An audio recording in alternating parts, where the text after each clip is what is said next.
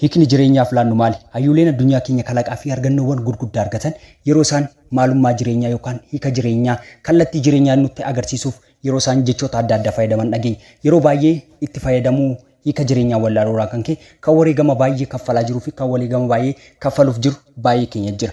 Hanga ofiin argannetti sammuun qajeelchee yaadu, miilli deemsa hin miidhagu, iji bareechee hin argu, gurri dhageettii hin tolu. Kan argachuuf immoo maalummaa jireenyaa hubachuun barbaachisaadha.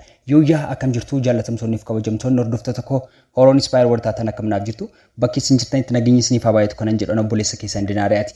Tole egaa akkuma yeroo kaanii barnoota baay'ee bareedaa ta'eef dadhabbii keenyaaf haara galfii kan nuuf ta'u barnoota baay'ee bareedaa isiniif qabadhee dhufeetan jira. Hanga barnoota kodhumaatti turtii gaarii. Tole egaa meeqan keenyatu hiika jireenyaa yookaan immoo maalummaa jireenyaa hubatee jireenya keenyatti jijjiiramee dadhabbii guddaarraa haara galfii argatee dhamaatii guddaarraa bu'aa argatee kan jireenya isaatti boonee boqotee jiraatu meeqan keenyadha. Tole egaa hayyuuwwan addunyaa keenya kalaqanii fi argannoowwan gurguddaa argatan addunyaa keenyaaf hiikni jireenyaa inni dhugaa maal akka ta'e haala adda addaatiin kan isaan ibsan dhageenya. Mee jireenya keenya keessatti haala kamiin hubanna nuti jireenya keenyaa maalummaan jireenyaa haala kamiin nuuf galee jira.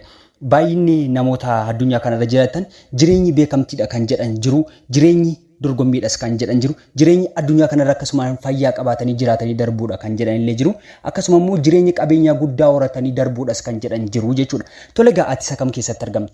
Jireenya keenya keessatti haala nuti ittiin of madaalu yookaan haala nuti ittiin of ibsinu maalummaa keenya sana ibsuu danda'a waan ta'eef maalummaa jireenyaa hanga hin beeknetti immoo wareegamoota gurguddaa nu kaffalchiisuu danda'a. Ofirrallee dabarree kan maatii keenya wareegama kaffalchiisu, maatii keenya irra dabarree biyya keenya irra dabarree immoo naannoo keenya kan nun faaluu dandeenyu jechuudha. Kanaaf immoo maalummaa jireenyaa namni hubate yookaan maalummaa jireenyaa namni galeef icciitii kana namni namaaf hime nama jireenya kee keessatti baay'ee si jaallatu yookaan immoo milkaa'aa akka taatu namoota hawwan keessaa isa tokkodha jechuudha. Hiikati jireenya keef laattu, hiikati eenyummaa keef laattu irraa madda. Kabajati eenyummaa keef qabdu immoo kabajati jireenya keef qabdu ibsa waan ta'eef of eeggannoo guddaatiin adda baastee ilaaluu si gaafata jechuudha.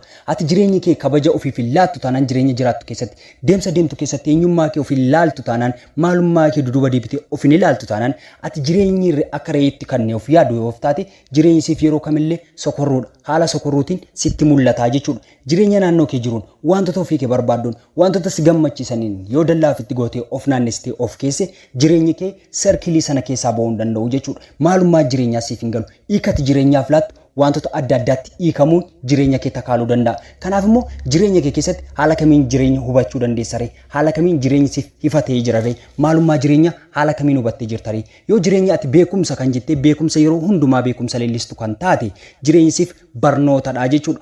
Digirii tokko yookaan lama yookaan isaa ol qabaachuudha. Jireenya kee guutuu mana barnootaatiin raawwattaa jechuudha. Maalummaan jireenyaa hiikni jireenyaatu siin galiin barnoota hariiwutiin umurii kee gimmaashaa ol achirratti xumuruu dandeessa yookaan achirratti xumura siif ta'uu danda'a jechuudha. Yoo jireenyi beekamtiidha jettee kan leelliftu taate immoo kun jireenya kee keessatti mudannoo baay'ee hamaa ta'ee fi kufaatii guddaa sitti fidee dhufuudha jechuudha.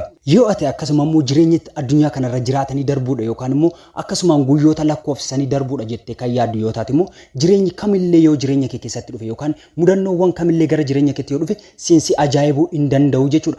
Kaayyoo kee jiraattuuf tokko hin qabdu jechuudha. Siif guyyoonni lakkoofsisuun akka wanta guddaatti waan jireenya kee keessatti ofirratti muuddee jirtuuf jireenyi kamillee yoo dhufee darbe siif gammachuu tokkollee ta'e gadda tokkollee sitti fidee dhufuu hin danda'u jechuudha.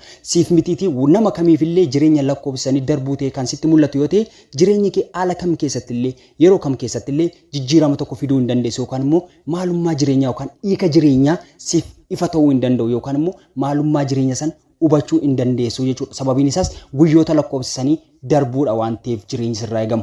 Akkanuma immoo jireenyi maallaqa jettee kan jireenya kee keessatti yaaddu yoo taate kun balaafama hamaadha. Jireenya kee kam keessatti ija kee yookaan hayi gilaasii kee kan maallaqatti ilaaltu yoo ta'e haala kam keessatti maallaqa si argamsiisa jennaan obboleessa kee yookaan duukaa dhalatte qofa osoo hin taane dhala ofii kee dhiiga kee sirraa dhalchite ofirraa dhalchite illee si mararuu hin danda'u jechuudha. Haala kam keessatti maallaqa si argamsiisa taanaan nama kamillee gantee duduba deebuuf haala kam keessatti illee wantoota sitti dhufan kamillee gurgurtee duduba galagaltee ilaaluu akka ittiin dandeenye si taasisa. Kanaafuu jireenya kee keessatti haala ittiin maallaqa ilaallu yookaan immoo haala ittiin maalummaa jireenyaa keenya irratti ofirratti calaqqisiifnu maalummaa jireenya keenyaa nu ibsisiisu adda baasnee hanga hin beeknetti maalummaa jireenyaaf hiika jireenyaaf laannu hanga adda baasnee hin beeknetti kufaatii hamaa keessatti jireenya keenya naannessinaa jechuudha. Akkanuma immoo jireenyi beekamtii gaariidha jennee kan yaadnu yookaan immoo sammuu keenya keessatti beekamaa ta'uu namoota barbaadnu yoo ta'an immoo yookaan beekamtitti namoota hamanu yoo ta'an immoo jireenya keenya guutuu hawwaa jiraannaa jechuudha. Namoota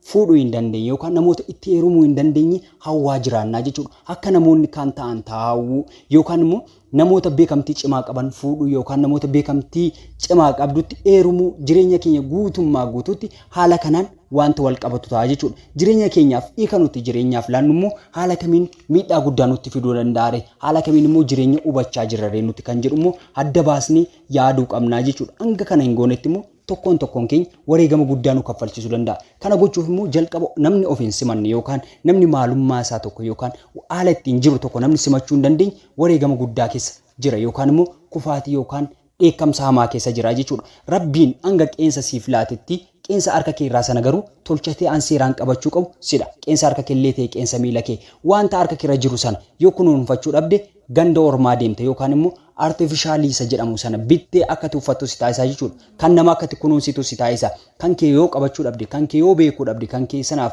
yoo iddoo laachuu dhabde, yoo kunuunsuu dhabde hanga of hin argannetti jireenya kee guutuu kufaatii guddaatiin dabarsaa deemtaa jechuudha. Kanaaf immoo waan qabdutti yookaan wanta ofii keetti deemaa jirtu gaafa of amante yookaan gaafa of fudhatte gaafa maalummaa kee sana duukaa walii galtee jiraatte sammuun kee qajeelchee yaada miilli kee deemsa miidhaga iji kee qaroon kee bareechee arga gurri kee illee dhageettii tola wanta inni raawwate yookaan gara inni itti adeemu kamillee isaaf qajeelaa ta'a jechuudha. Hanga of hin simannetti garuu wantoota baay'ee si taasisa. Namoonni jireenya isaanii keessatti of argachuu hin dandeenye jireenya isaanii guutummaa dhamaatiin dabarsu yookaan immoo joormaan dabarsu yookaan ulfa da'amuu hin dandeenye yookaan kaayyoo jiraataniif tokko dhabanii olii gadi fiigaa jiraatu jechuudha. Kanaaf immoo namoota akkasii akka hin taaneef namoota akkasiirraa of eegnee namoota akkasiirraa of qusannee namoota akkasiirraa gaafa of baraaraa deemnu yookaan eenyummaa keenya sana gaafa of fudhannu galma barbaanne yookaan immoo kaayyoo jiraannuuf san adda baasnee beekuu dandeenya jechuudha. Kanaaf immoo yeroo baay'ee hiika jireenyaa inni dhugaa irratti argamu yookaan beekamuu qabu jalqaba irratti of simachuu yookaan of fudhachuu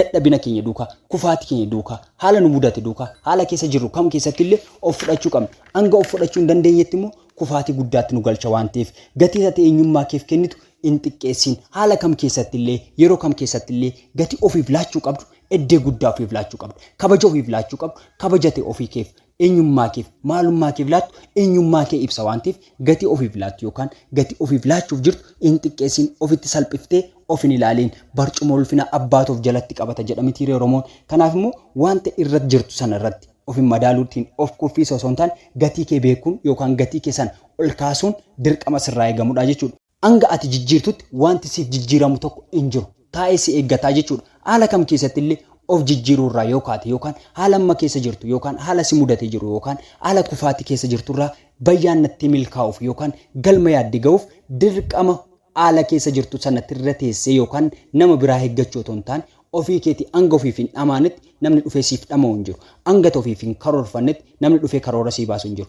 Namni haala ammati iyyattee birmannaa hin gaafannetti namni dursee siif birmatu tokko illee hin jiraatu. Kanaaf immoo jalqaba irratti of simatti yookaan maalummaa jireenyaaf dhiifanuun laannu yookaan hiikanuun maalummaa jireenyaaf laannu maalummaa keenya ibsa waan ta'eef tokkoon keenya maalummaa keenya irratti haala ittiin ibsinu adda baasnu yoo beekne jireenyi keenya nuuf salphataa jechuudha. Tole egaa guyyaa har'aa barnoota baay'ee bareedaa akkan wal faana ilaallee abdii guddaan qaba. Tole egaa guyyaa biraan hanga walitti deebinutti turtii gaarii yoo isin tole ta'e like share subscribe gochuun maatii keenya ta'a turtii gaarii.